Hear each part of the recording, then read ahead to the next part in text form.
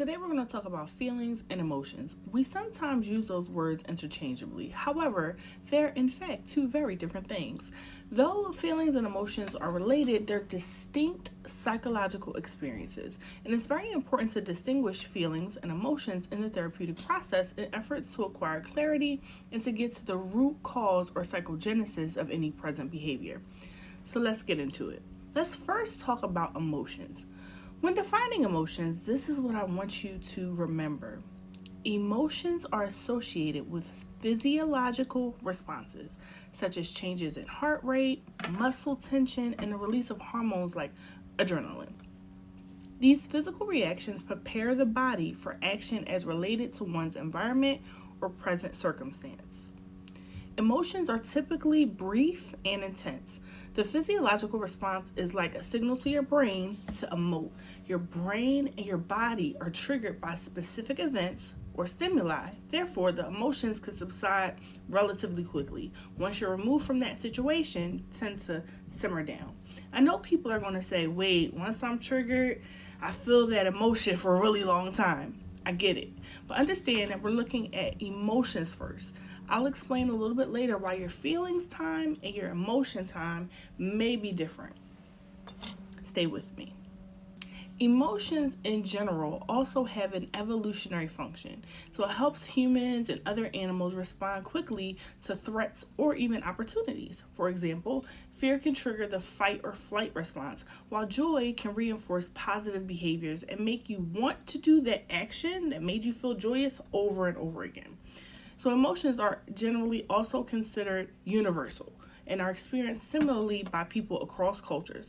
For example, joy, sadness, fear, anger, and surprise are seen as universal emotions. Joy that results in smiling or sadness that ends in tears happens all over the world regardless of culture.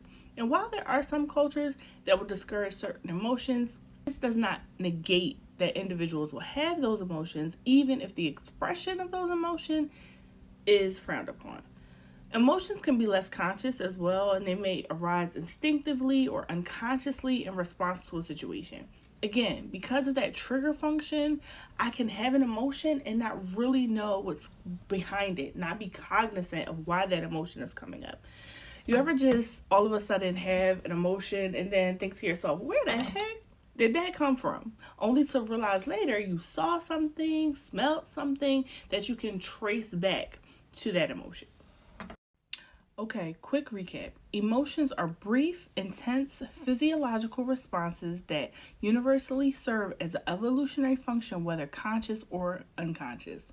I know that was a lot, but let's switch now and talk about feelings. Feelings. Feelings refer to the conscious, subjective experience of an emotion, meaning they can vary according to the subject. They are mental interpretations of the physiological, psychological, emotional response to a situation. In other words, the emotion produces the feeling. If emotion is the triggered response, then the feeling is my interpretation of that emotion and it produces a behavioral response. Feelings generally can and do last longer than emotions. They're more nuanced and more complex.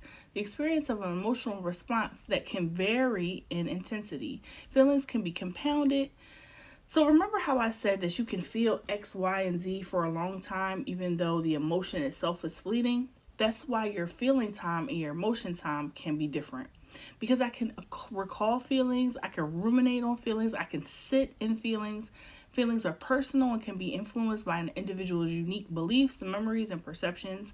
What one person feels in response to a situation may differ from what another person feels. That's why the same event can occur and elicit a different feeling from different people. All of my experiences and past interactions have a role to play in the formation of feelings. It's not a one-time, instantaneous occurrence. Feelings are influenced by cognitive processes and thought patterns. For example, two people may experience the same event, but feel differently about it based on their interpretations and beliefs. Feelings often reflect the emotional response, such as feeling happy in response to the emotion of joy or feeling sad in response to the emotion of grief. So again, let's recap. Feelings are a lasting subjective experience influenced by thought and reflect emotion. In summary, emotions are the physiological and instinctive responses to stimuli, while feelings are conscious and personal experiences of those emotional responses. Emotions are often the immediate and automatic reactions to an event, while feelings involve cognitive processing and can have more prolonged impact on the individual's mental and emotional state. Both feelings and emotions play essential roles in human experience, and understanding them is critical and crucial for emotional intelligence and well being.